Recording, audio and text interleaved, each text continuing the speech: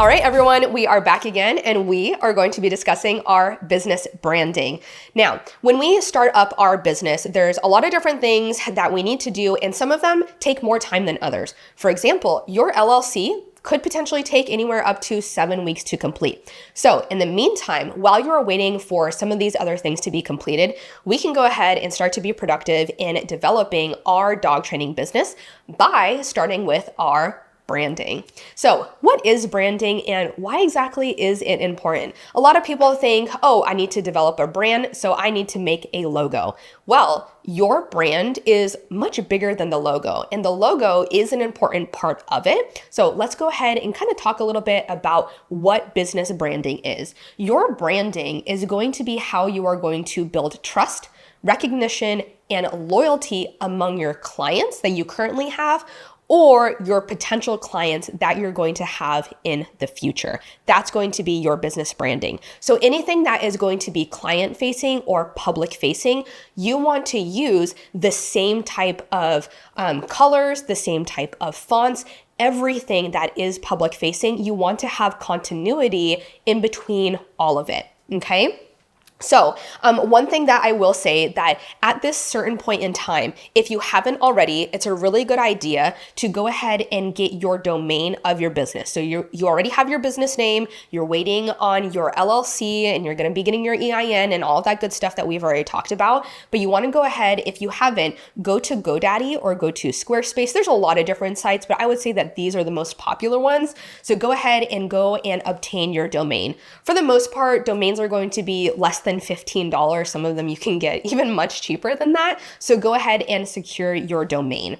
The next thing is, if you haven't already, go ahead and get your social media handles as well. You're going to want to go ahead and get your social media handles for Facebook, for Instagram, for TikTok, and for YouTube as well. Even if you don't plan on being on YouTube because maybe being on camera kind of freaks you out at this certain point in time, it's a really good idea that if and when the time comes for you to become confident enough to be on long format video, that you already have your social media handle available for your YouTube, okay? So go ahead and get these different things if you haven't done that already.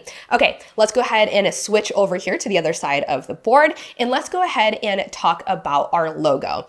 So you have a couple different options when it comes to your logo. You can have DIY, or you can go ahead and pay for it. I would strongly recommend that if you are not a graphic designer and you don't really know the ins and outs of Photoshop or Illustrator, that perhaps you go ahead and pay to have someone develop your logo for you.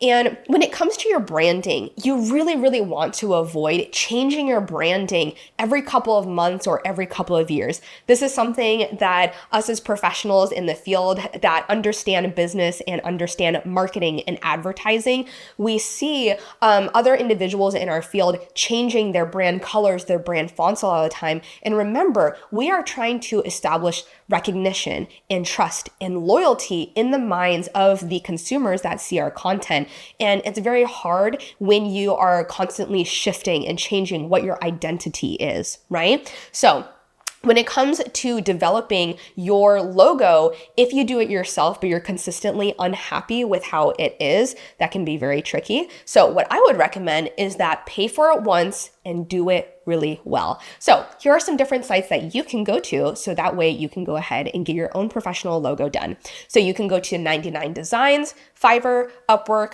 or you can go to someone that freelances and they, do graphic design. I do believe that there is a site called freelancer.com. And when you are getting your logo, some of the different things that you're going to want to ask for is you want to have your primary logo. You also want to ask for a secondary logo, a submark, and also a favicon as well. And the reason for that is because depending on where you're going to be using your logo, your primary logo may not fit in that space very well. It may need to expand or it may need to shrink down. Perhaps you are going to put it onto a shirt, and it's going to be a really good idea that you have your primary logo, and then you have a secondary logo that maybe is more horizontal, so it can fit onto a shirt or it can fit onto a flyer or in a smaller space, so on and so forth. When you are getting your logo designed from, one of these sites or from a freelance individual that, they know Photoshop or Illustrator really well, you want to make sure that you get a couple of different file types available. You want to make sure that you get a file that is PNG, that is JPEG, and you also want to make sure that these also have a transparent background as well. So that way when you place it on your website or when you use it on social media posts or wherever it may be that is going to be public facing, that you don't have an unattractive looking background behind your logo. So make sure that you have a transparent background. And it's also a really good idea to get an SVG file as well. So if there do need to be any tweaks or anything to your logo design, someone can plop that into Photoshop or into Illustrator and they'll be able to mess with it just fine. So that's going to be everything for your logo. The next thing that we want to talk about is going to be your brand colors. It's a good idea to have about 2 to 3 primary colors. These are going to be the colors that are typically going to be incorporated inside of your logo. You also want to have 1 to 4 secondary colors. And these secondary colors are going to be great for things if you make flyers or business cards or social media graphics or workbooks, whatever it may be. It can be really beneficial to have more than just those primary colors. And for these colors, when you choose these, you want to ensure that you also get the hex code for them. And we'll talk about that and why it's important a little later on here in a second.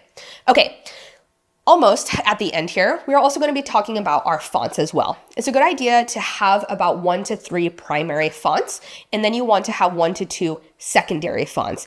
And you want to ensure that your primary and your secondary fonts work well together, okay? So that way, when you are creating any sort of visual that is going to be public facing, that those 2 different fonts together are going to meld really well, and it's going to look very cohesive, and it's going to look very attractive to the eye and very professional, right? And that's what we are trying to come across with our branding, is that you are a professional and you should look like one.